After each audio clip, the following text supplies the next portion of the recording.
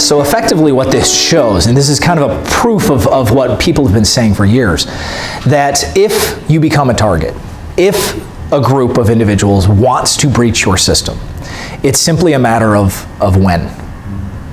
It's inevitable. They will find a way to get in. So the goal ultimately is not to become a target. Schnucks grocery stores all over Illinois, St. Louis area. This was a merchant that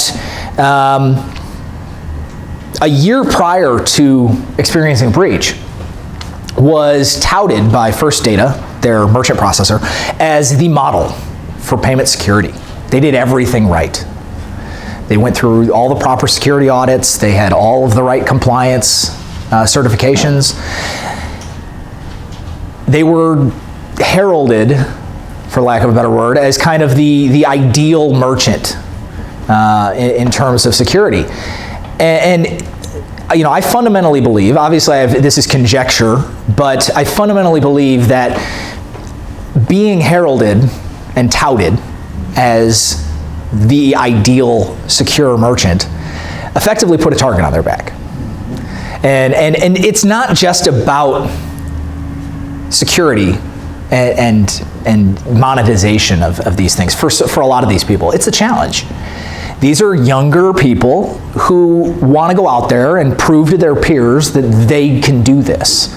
And so when you go out and you breach a merchant like Schnucks, who just a year prior was touted as the champion and the ideal perfect secure merchant, it gives you, from a reputation standpoint, a lot of street cred, so to speak. You suddenly become a legitimate hacker. You get a lot of reputation based on pulling something like that off. And so this is something that I caution our customers, our banks, as well as the merchants or the vendors, companies you do regulatory compliance for. Don't brag. Frankly, don't brag. It's not something you don't ever want to say, we are the most secure bank in the world. Don't do that. It's not a good idea. Because really you just put a target on your back. Yes, you want to be secure, and then most banks are going to spend a copious amount of money in maintaining security. But ultimately, as breaches at Chase and B of A have shown, the big guys spend tens and hundreds of millions of dollars on this stuff, and they still have users that are, data is still able to be lost. But as we continue on, Trump Hotels, Hard Rock Hotels, Hyatt Hotels, SPG, Starwood Hotels, Hilton again, second time. So the idea really here is if you stayed at a hotel over the last year, you've probably had your card stolen. It's an unfortunate reality. Marriott wasn't on there, though they did have some Marriotts that are part of the White Lodging Group. But yeah, the real theme is, and from a monetization standpoint, hotels are a great source of card information. It's not that they won't try to go after mom and pop pizza places, flower shops, things like that. They do, and a lot of merchants are restaurants. The vast majority of the merchant breaches we see are restaurants. But we've seen everything from insurance agents and auto parts stores, not to name any names, it wasn't that, but there was an Irish-themed auto parts store a few years ago had an issue. So this is one of those. It's one of those issues where pretty much I drive down the street and I can't really go 10 miles without seeing a company that at some point over the last 5 years did not have at least a franchise. It may not have been that specific location, but a franchise operating under that name had that issue. So this is something that we see constantly. We're constantly trying to stay ahead of it. We have worked with our financial institutions to proactively identify these merchant breaches through advanced analytics. We take all of the cases of fraud we see that are identified and across all our customers, not just customer by customer, and we compile it, we do regression modeling, and I are able to, within a 99.8896% chance of identifying a merchant as being the likely source. So it's not that, I haven't been on site at this merchant, I haven't done any forensic investigation of their systems, but all I can say is there is a strong correlation between use at this merchant or a gas terminal, things like that. We've identified in Litchfield, we've had skimmers.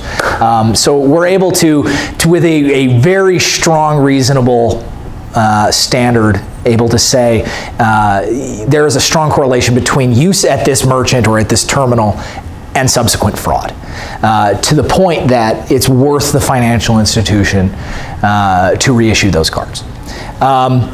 One of the things that we take very seriously, though, is that the financial institutions, even if they're able to figure out who the merchant is, to understand that this is not information for public consumption.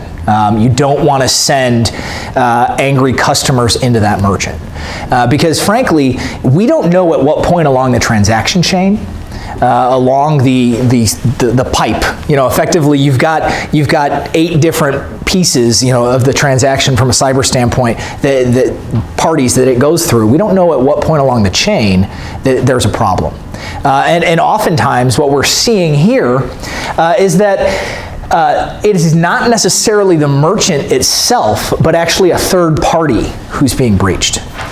So we're seeing, it's why breach a single restaurant? Why breach a single flower shop when you can breach the POS vendor that restaurant uses and find a way into 80 locations as opposed to a single location?